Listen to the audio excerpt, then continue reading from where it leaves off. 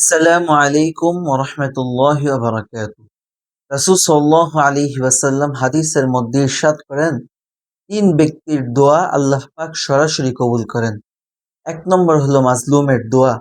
সে যখন জালেমের বিরুদ্ধে আল্লাহ পাকের কাছে হাত তুলে দোয়া করে, আল্লাহ পাক সেটাকে সরাসরি কবুল করেন। দুই নম্বর হলো মুসাফিরের দোয়া। সে যখন সফরে থাকে তখন তার দোয়াকে আল্লাহ পাক কবুল করেন যখন সে দোয়া করে।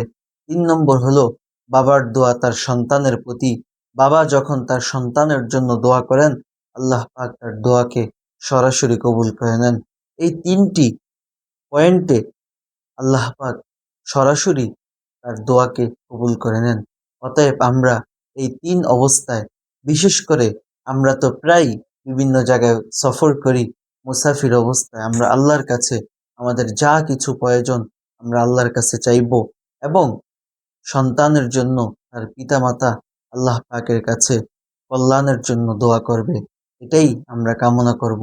আল্লাহ পাক আমাদেরকে তৌফিক দান করুন। আমিন।